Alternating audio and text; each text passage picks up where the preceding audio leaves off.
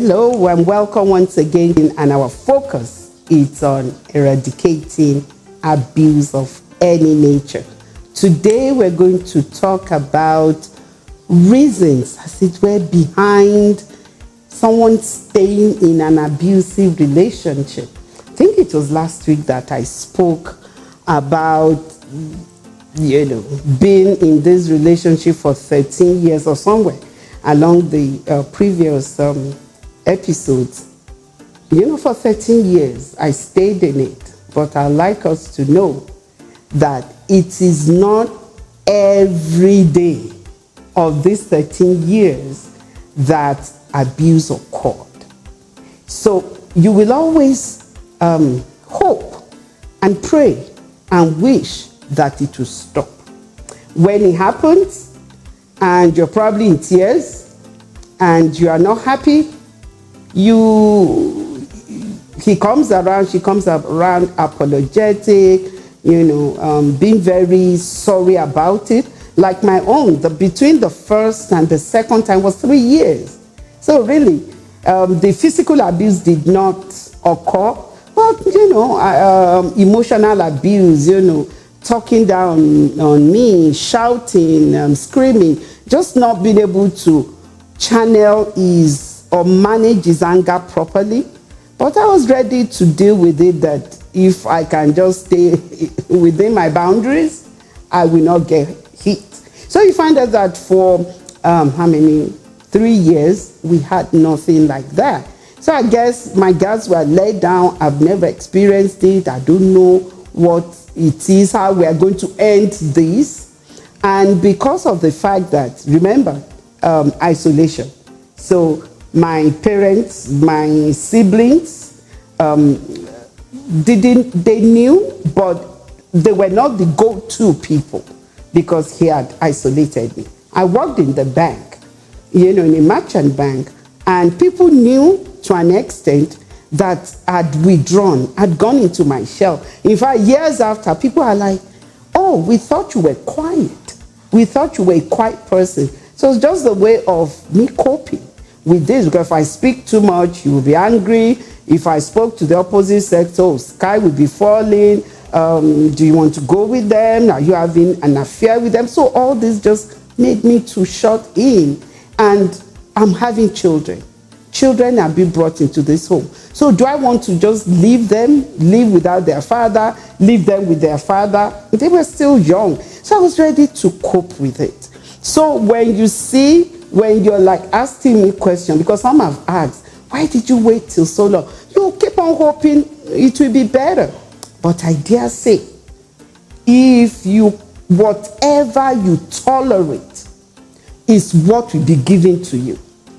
You should not at any time, if I know what I know now, it will not have continued. Either he will have stopped or I will have left sooner.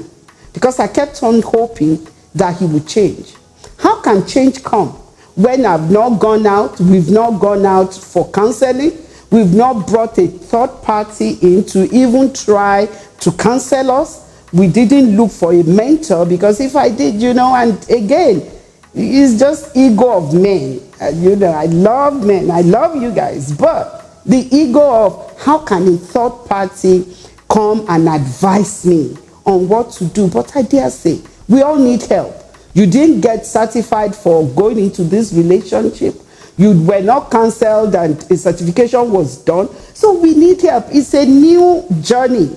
You have never been through it. You are now married. You have this woman, this man, children. You've never been through it. So because we didn't seek for help, thinking it will go away, it never does. And it never did. So by the time I realized my life was in danger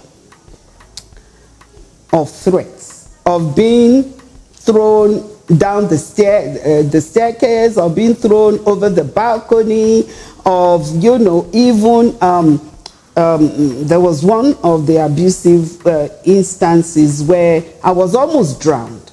When it got to that, because it kept on getting worse and worse.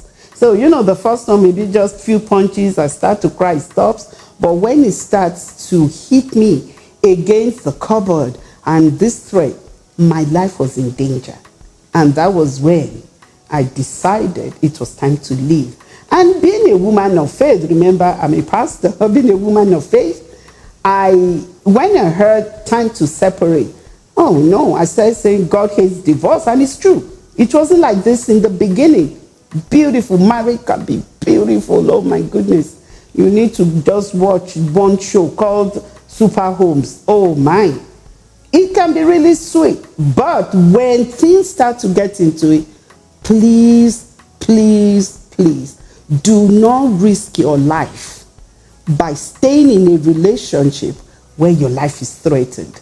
If you have children, and a lot of us say that, I dare say, oh, because of my children, I don't want to leave. Even it's not an environment where you want to bring your children up. It's not an environment you want them to see day in, day out.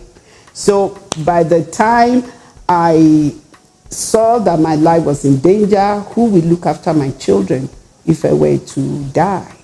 And what will happen to even their father if the state gets to know that he killed me or my family? They're going to charge him. So at the end of the day, the same children we try to protect and we try to stay in because of that.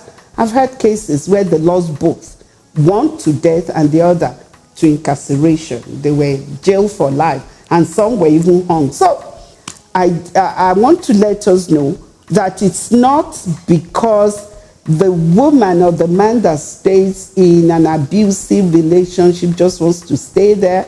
Don't they have a brain to think? Oh no. You just find out that day in, day out, year in, year, you're hoping, you're praying that things will be better. But once you see, well, we have different tolerance level. We should not have tolerance for any abusive action. But the key one that I know nobody should stay and endure is when your life is in danger. Because you can never get that life back once you lose it. So I would want to advise us, if you're going through it right now, start to look for those life-threatening events.